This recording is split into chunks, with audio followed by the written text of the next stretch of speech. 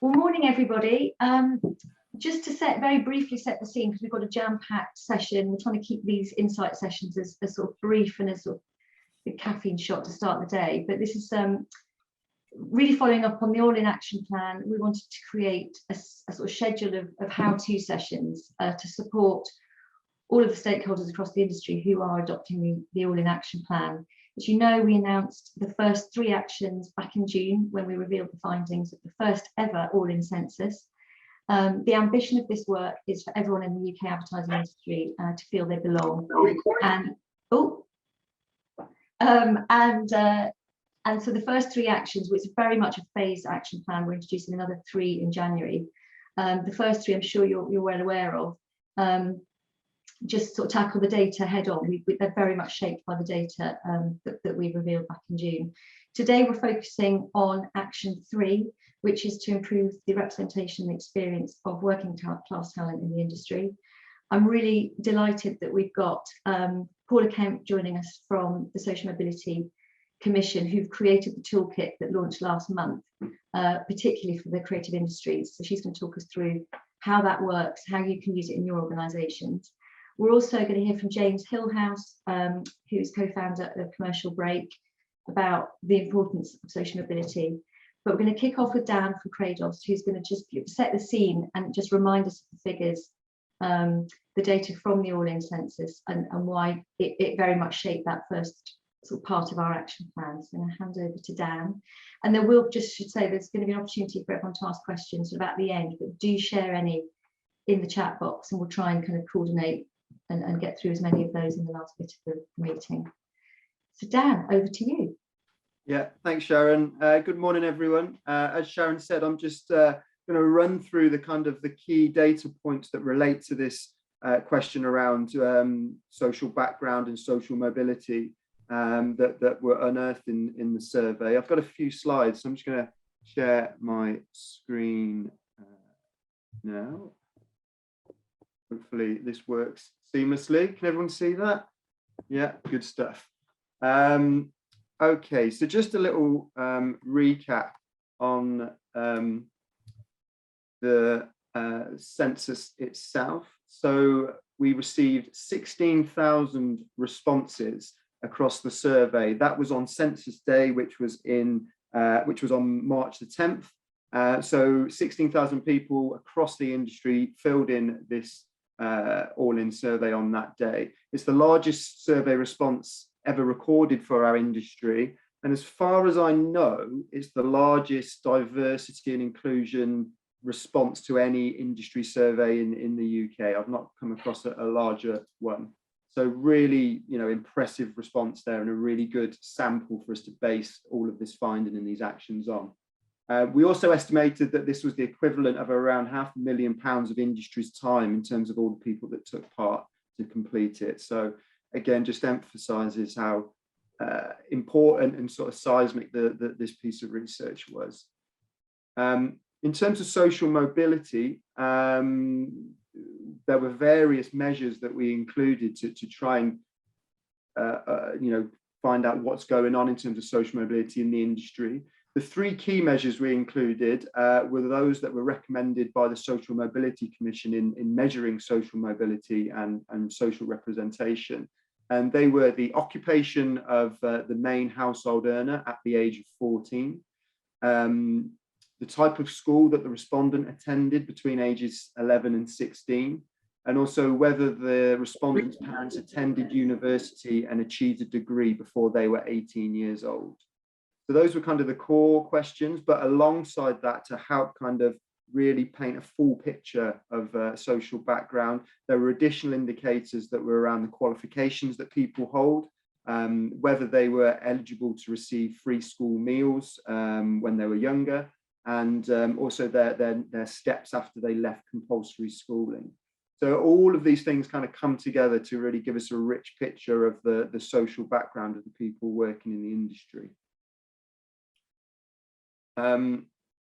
So first of all, I'm going to look at representation, and in summary, I don't think, probably we weren't surprised that this was the outcome, or maybe the extent surprised us a little bit, but people from a working class background and from economically disadvantaged backgrounds were significantly underrepresented in the workforce, the advertising workforce.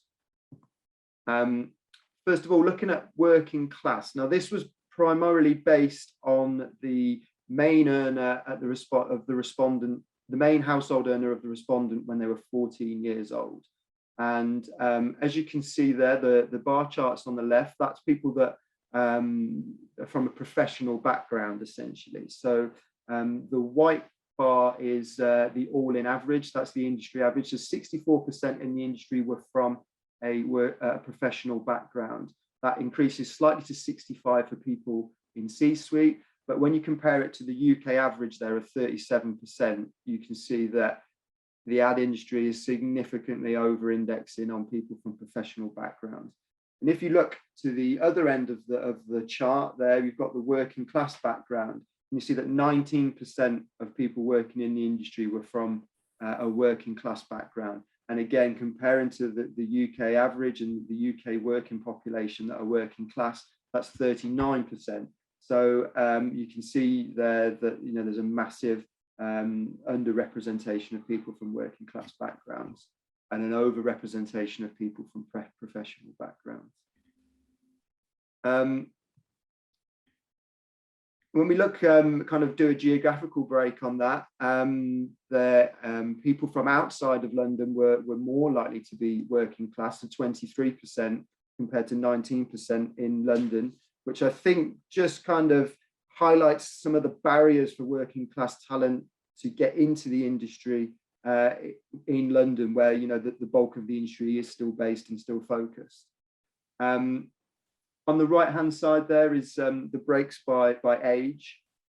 And I think perhaps most worryingly when it comes to social background is that people in the younger age groups, so 18 to 24 and 25 to 34, were actually more likely to be from professional backgrounds and less likely to be from working class backgrounds than those aged 35 and over.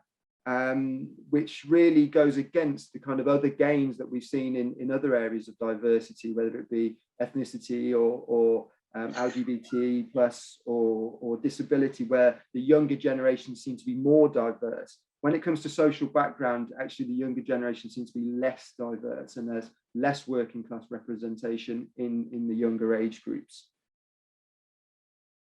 Another measure that we looked at was the type of school that people attended.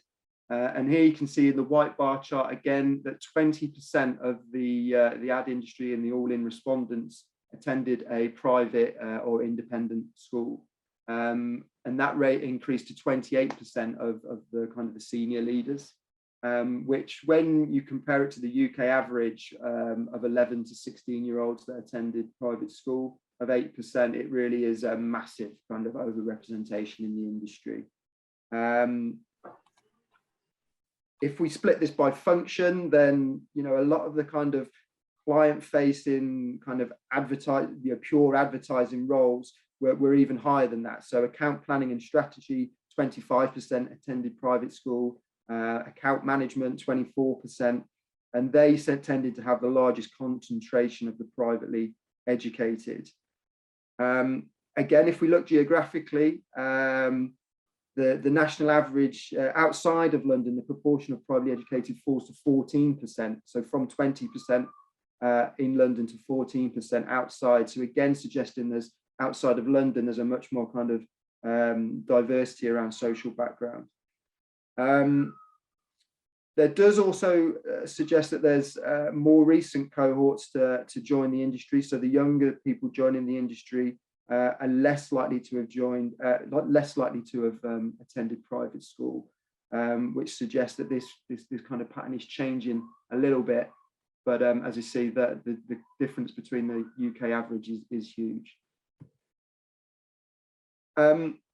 Kind of a key factor that's underpinning this lack of socioeconomic diversity is the industry's tendency to recruit graduates. So here you see that 72% of people in the industry have an undergraduate degree, and that compares to a UK average of 48% with a degree. And the people, again, the level of people with degrees, when you look at kind of the client-facing roles such as planning and strategy, media marketing, account management, gets up towards 80%, so even more there. And you know, the lowest concentration of people with degrees will be in areas such as finance, office support, or HR, where it's much more closer to the UK average, around 40–50%. Now, interestingly, with the graduate kind of figures, it does seem to be a recent phenomenon. So if you look at here, you've got in that 25 to 34 age group, you've got 81% of people with a degree, which is, you know, much higher than the 72% industry average. And you know, it just kind of shows that the focus on graduates and the over-reliance and the recruitment strategies that focused on graduates is quite a recent phenomenon. But you know, it has dropped for the 18 to 24-year-olds to 69%. So perhaps that shows that there's some indication that recruitment practices are beginning to change. Now, looking a little bit at the experience of people from working class backgrounds, despite the overall low level of representation, for the overall working class talent group in the industry, their progression to senior management and day-to-day experiences do not appear to be negatively impacted by their socioeconomic background. However, within the wider working class group, there are variations. So most notably, for those from the most economically disadvantaged backgrounds, they were more likely to suffer negative experiences in the industry and ultimately more likely to leave. So one of the things that we looked at within the working class, the wider working class group, were those people that were from a long-term unemployed background. So when they were 14, their main household earners were long-term unemployed. And we found that on pretty much every measure that we had around culture and experience, they were more negatively affected than the wider working class group, and certainly the wider workforce. So some examples here. So a belief that social background hinders your career. For the long-term unemployed, that was 27% said yes, versus an industry average of 16%. Feeling left out at work, again, significantly higher for that group. Now, having been bullied or undermined, for that long-term unemployed background group, is almost double the industry average, so 22% versus 12%. And as I said, likely to leave the industry due to a lack of inclusion or discrimination, 21% versus 12% on the industry average. So some key indicators there that group from a long-term unemployed background, which represents around 1 to 2% of the industry response, really are faring much more negatively than others and are more likely to leave. Another group that we looked at were those that were eligible for free school meals when they were at school. Now, this group represents around about 5% of the industry, which is significantly lower than the UK average, which is 15%. But again, like those from the smaller group of people from long-term unemployed backgrounds, they did seem to have a more negative experience. So a belief that their company treats all people equal based on social background. Only 25% of people, so 25% disagreed with that compared to 18% across the group. They were more likely to feel consistently anxious in their job, and they were less likely to see people similar to themselves in leadership positions. So just 46% of people thought that there were people like them in leadership positions, compared to 60% across the industry. The final final group that we looked at was client-facing services. So those kind of ad-specific services versus non-client-facing services. So your HR and your finance and office services. So this is looking at the working class people working in those two types of roles. And there was a real distinction between experiences. So in short, the working class people in client-facing roles were again much more likely to be feel negatively about their experiences than those in client-facing roles. They were more likely to be unfairly spoken over and not listened to in meetings, more likely to feel undervalued compared to colleagues of equal competence, and again, more likely to consistently feel anxious in their job. And there's some quite marked differences between the client-facing experience and the non-client-facing experience for those working class people in those two different types of roles. So that's a quick run through the key findings in relation to social mobility and social background, and the key reasons that we've launched this strand of action to try and address this issue. Unlike lots of other diversity characteristics, there's so many variables impacting social mobility and social background that, you know, this isn't everything at all. We've still got lots of questions of the data that we're still working on, and we're uncovering things in this area all the time because there's just so much data. So that's kind of where we're at the moment. But as I say, we're still interrogating the data with more questions around this issue. And as you said, if you've got any questions, then pop them in the comments, and we'll hopefully get some at the end.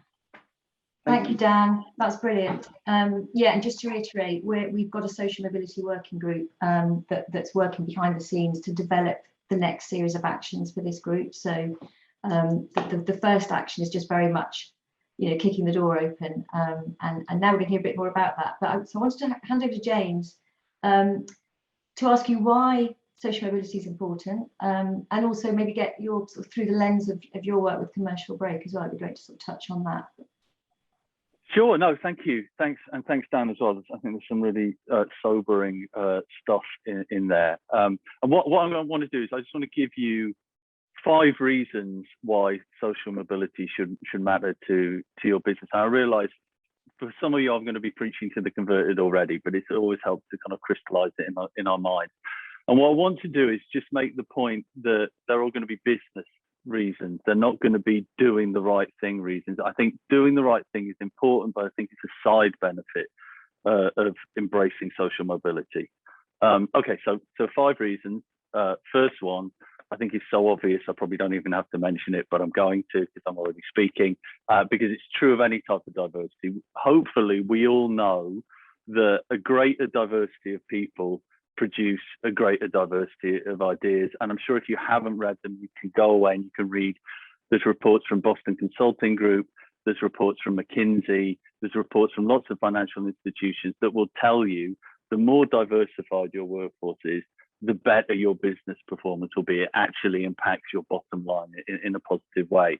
And actually, as creative practitioners, that's something that we know anyway, don't we? But, you know, if you put 2 or more unrelated things together, you get a new idea. If we're just thinking about ideas, whether you're Picasso or you're Quentin Tarantino or you're John Webster, one of our own, that happens. Putting different things together produces new things.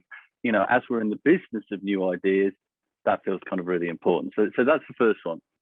I think the second one is that, in our opinion, the work we've done with Commercial Break, we found that class really is one of the truly golden pillars in diversity, because what it does that some of the others sometimes don't do is it breaks the middle class monopoly within the industry. Now, obviously, any type of diversity is going to produce different opinion and different influences, but sometimes, just sometimes, we can be a little bit guilty of attempting to diversify by opening the door to variations on the same middle class theme, and the resulting difference we get, certainly in the output, is it can be sort of cigarette paper thin.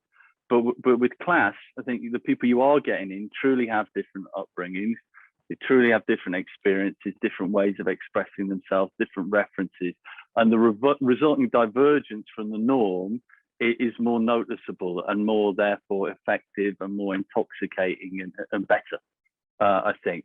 And then the third reason that I've got really links to this. And actually, it's interesting to see Dan's slides and looking at the older that you go in the industry, the less extreme it seems. And this is to do with the traditions of the industry, that this industry historically has been at its most culturally resonant when there was a real mix in social background, where for, you know, every legendary copywriter that you had called David, you had another one called Dave, you know. And in fact, I'm sure you'll realize when I'm saying Dave, I mean Dave Trott.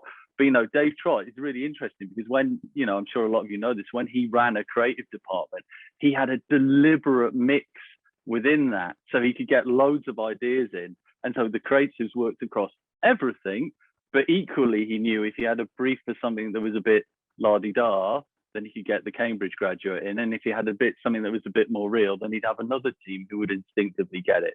So in other words, when we've been diverse in terms of class in the past, we've really mattered to the UK. Fourth one comes off that a little bit, really. And, you know, we've talked about creative industries, and this toolkit is for creative industries, but we are different to the rest of the creative industries. This is not an art. It is a commercial art. Our work has a business job to do. And, you know, there are real signs that we're not doing it that well at the moment, certainly not with the working man and woman in Britain. And again, I'm sure a lot of you will have heard of this guy, but there's a really smart guy called Andrew Tenzer who wrote a report called The Aspiration Window. And what he does is in the report, he compares what the industry think is important to the UK mainstream and what the UK mainstream actually care about. And they are two totally different things. You know, in short, we simply don't get those people. And so therefore, is it any wonder that the work we're producing doesn't have the impact that it used to have? And the final reason is just a really, really practical one, which is just we need more people. You know, there's so much talk at the moment about the talent crunch. You know, this industry isn't the shining beacon it once was when it comes to recruitment. So here is a back of the envelope calculation that you can all wince at.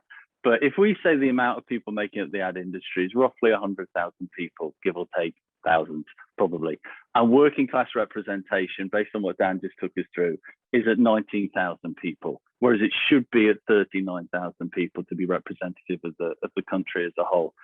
That's 20,000 people right there who are ripe to be recruited. You know, and bearing in mind that every day we're doing work that is designed to attract millions of people, 20,000 actually sounds like quite an easy task. And to put that into context, no disrespect to these two teams, but that is the same amount of people that watched Coventry take on Bristol City a couple of weeks ago in the Championship. No offence to them, but if we can convince 20,000 people to schlep over to the West Midlands for a Championship match on a rainy afternoon, I think we got a shot at this too. So that's my bit. Back to you, Sharon. That's brilliant, Jane. It's so compelling, and that is going to stay with me now. The 20,000 is really compelling and powerful. Paula, I'm going to come to you to find out. Obviously, the toolkit that you've just launched has been revised and sort of developed specifically for the creative industries. And I know you've worked closely with advertising because, as Jane has highlighted, we're sort of slightly different the way we worked at some of the other creative industries. Can you tell us a bit more about the framework on a practical sense, how we can use it, and then we can have some questions as well. Brilliant. Yeah, thanks, Sharon. So Bina's actually got some slides, so if she wouldn't mind sharing them for me, that would be great. Just as a way of introduction, I am Paula Kemp. I'm the Head of Employer Engagement at the Social Mobility Commission. And as Sharon mentioned, we launched a toolkit back in it was published at the end of September, and we had a launch event in October. And at the end of my presentation, I'll give you some links where you can go and find some of those materials.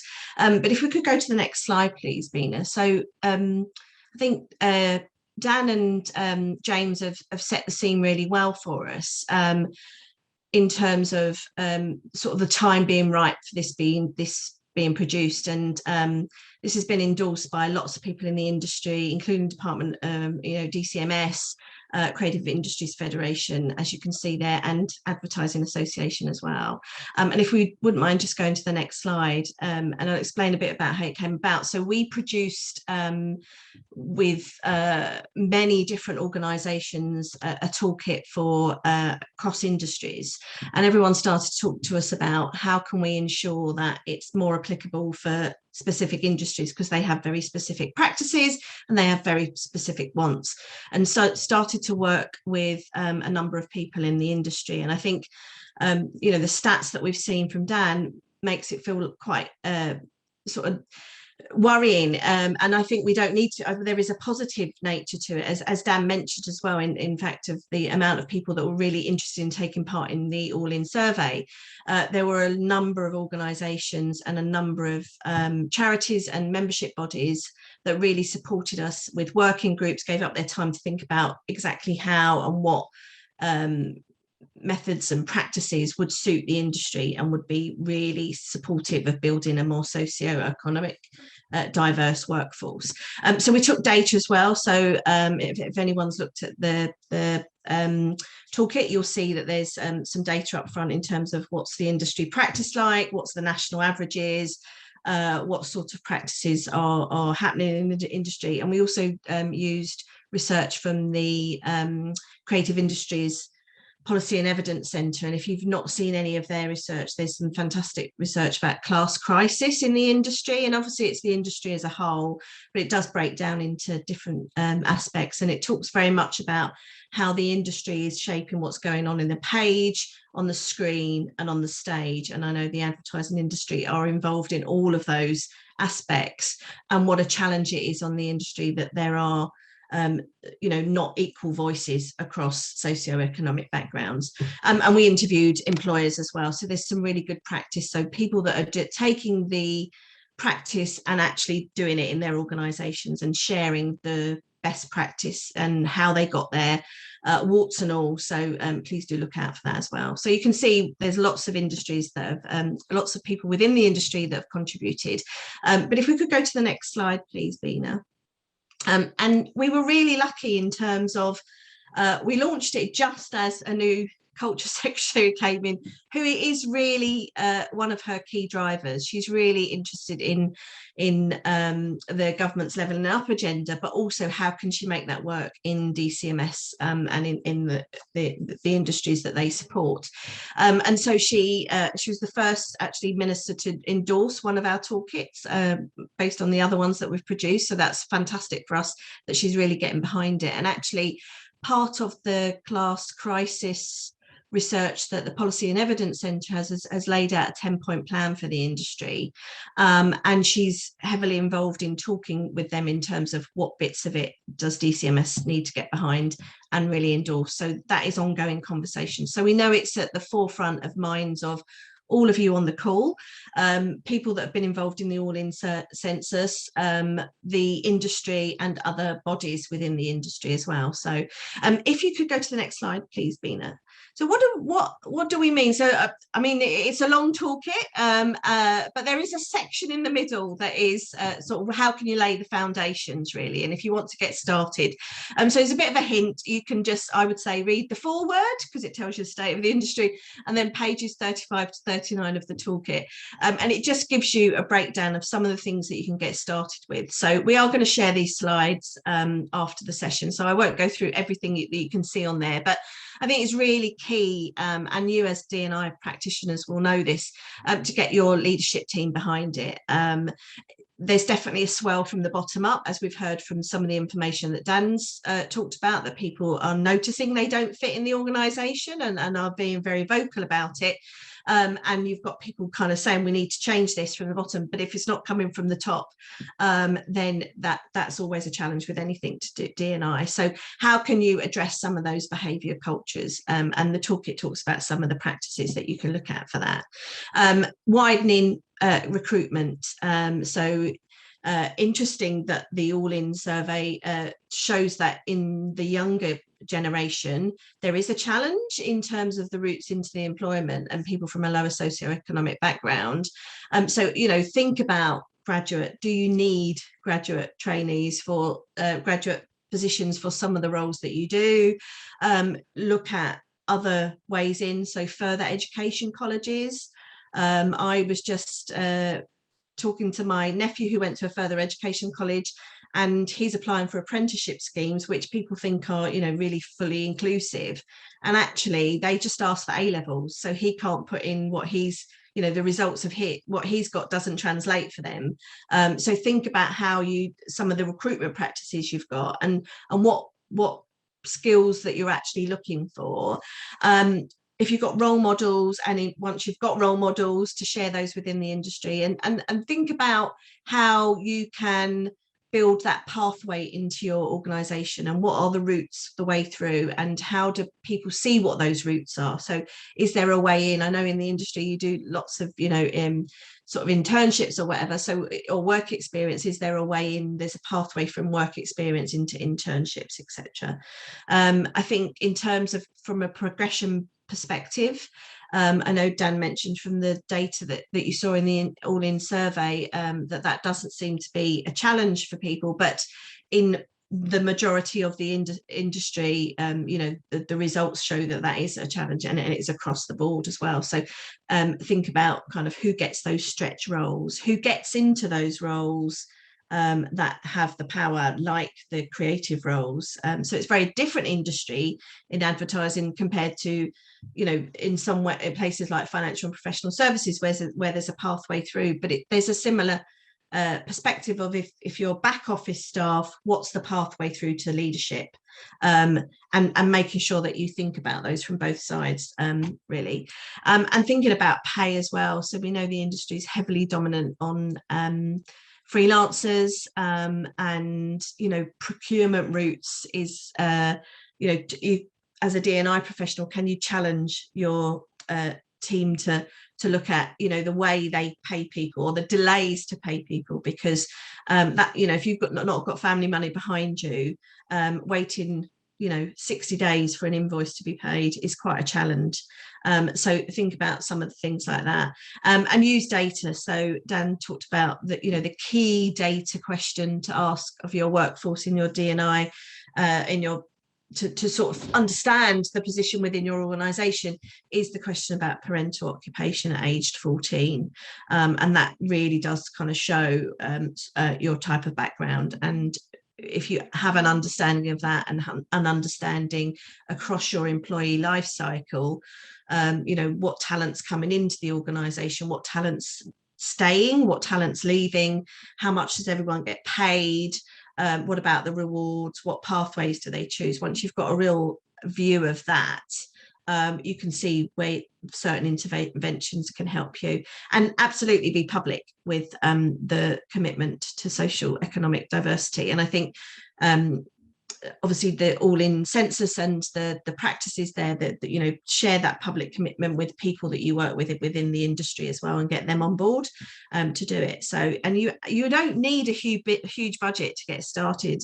If you're looking at outreach to go into schools, then really there are lots of organisations that support this, and they are charitable organisations that get funding elsewhere, so you can absolutely tap into their expertise to reach people who are from more deprived areas, or more deprived schools, or schools with a high percentage of free school meals. So if we could go to the next slide, I'm going to bring in James on this actually, because there's a real view that, you know, if you start changing practices, this will automatically kind of elevate your work and bring it to the forefront. But there is a real need from a culture perspective for everybody to understand and claim that diversity, and really make sure that it's a welcoming place for everyone. So James, I don't know if you want to share a bit about some of the work you've done on culture. Yeah, no, what I think you're right. I mean, I think the big thing is that often we can think of, I'm say diversity widely, but specifically social mobility within the workplace, as it almost exists in a bubble, or that it's a bolt onto a package that already exists. But it's like anything in life. If you create change in one area, it's going to impact everything else. You know, we've worked with agencies in the past where, well, what we have to do is say, well, you know, you're going to get in a new group of people who are going to have a different experience. You have to make sure that everyone within your agency buys into that, because you can't silo those people off. So any change that happens like this is going to have an impact. And I think the goal for agencies is to ensure that everybody understands that and that the impact becomes a positive one. Because I think one of our sort of central tenets is that if you make a change for the sake of diversity, that change should also be beneficial for everybody in the company. And I think very quickly the way to involve everybody is that everyone can be involved as a change maker within an agency. I mean, we often talk to people that you can either be an example by just acting in the right way and acting in a more inclusive way. If you're slightly more senior, you can be an advocate. You can bother your bosses about getting it done properly. And then if you're right up at the top, you can be a shaper, but everyone can be involved in the journey. And I think everyone crucially can benefit from it as well. Brilliant, thanks, James. So if we just go to the final slide, and that James's conversation leads nicely into some of our resources, and I think a key resource aside from the toolkit, which I would obviously welcome you all to have a look at, is our Let's Talk About Class resource. And so this is a resource for comms managers within the organisation, leaders, or people who, if you have a social mobility network group or staff network group, who can start the conversation in the organisation and really understand, the steps within it is getting that conversation out there and talking about the importance of it, but also what's the experience of people within the organisation. So we've seen what the experience is based on the All-In survey, but what's it actually like in your organisation? And you may find some really positive nuggets that you can really build on as well. And then getting people to understand those challenges. So often people just don't realise. You all work in D&I, I'm sure you've experienced this before, when people say to you, I just didn't realise that was your experience within the workplace. I thought, I've had a man before say he thought it was just everyone got the key tasks because they all supported West Ham without realising the whole thing around informal sponsorship. So just to follow on from James's football theme there.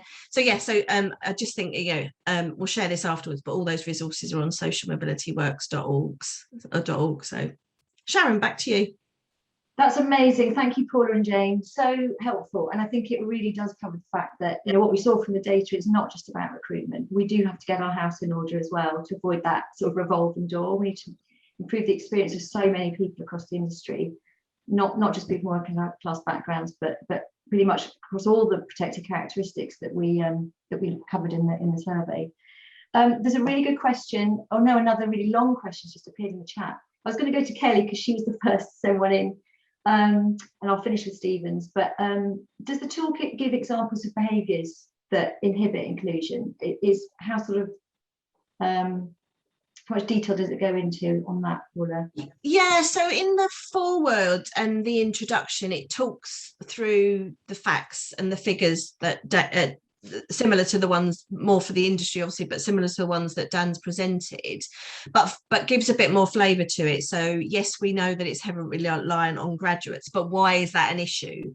Well, the issue is because there's statistics that show if you're from a lower socioeconomic background, you're less likely to proceed to university, but also once you get there, you are more likely. Some of these figures are marginal, but you're more likely to drop out, and therefore, on your CV goes, I did 1 year at university. But the reasons behind it are things, there are reasons like, family required you to go out and get a job, that kind of thing, or to contribute to the family income. And so there's actual, and why is it important that we try and move across the country? Well, if the roles are only in London and the South East, people from lower socioeconomic backgrounds are less likely to financially be able to move to those areas to take up roles, but also in terms of their familiar, I can never say the word, family bonds and networks around them.